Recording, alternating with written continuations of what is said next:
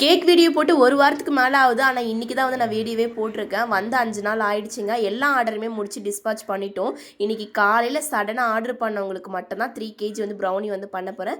Plum cake வந்து ஒரு 2 KG வந்து ஆர்டர் இருக்குது. அதுக்கப்புறம் தான் வந்து பண்ணணும். இதுக்கப்புறம் எந்த ஆர்டருமே வந்து இல்லைங்க. இதுக்கப்புறம் நீங்கள் ஆர்டர் பண்ணுறது தான் வந்து உங்களுக்கு டேட் வந்து கொடுத்துருவாங்க வாட்ஸ்அப்பில். நான் வாட்ஸ்அப்பில் வந்து ஆல்ரெடி சொல்லிட்டேன்.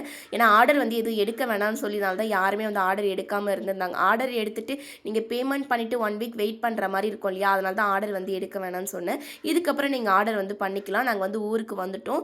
ஆர்டர் பண்ணி உங்களுக்கு எப்போ கொரியர் கையில் வரும்னு சொல்லிட்டு அதையுமே உங்கள் வாட்ஸ்அப்பில் வந்து அவங்க சென்ட் பண்ணிவிடுவாங்க.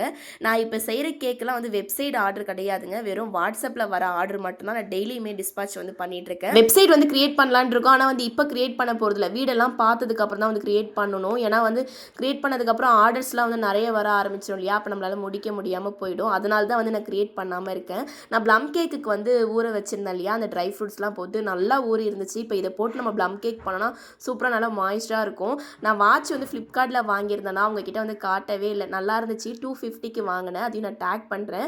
அபாயாஸ் இன்ஸ்டாகிராமில் வந்து ரீல்ஸ் மாதிரி போட்டிருந்தேன்னா அதுக்கு வந்து 2 ஆர்டர் வந்துருந்துச்சு. 2 அபாயாஸ் தான் ஃபஸ்ட் டைம் வந்து சேல் ஆகிருந்துச்சு. ரொம்ப ஹாப்பியாக இருந்துச்சு. ஏன்னா அந்த ரீல்ஸில் வந்து பார்த்து தான் ஆர்டர் பண்ணியிருந்தாங்க.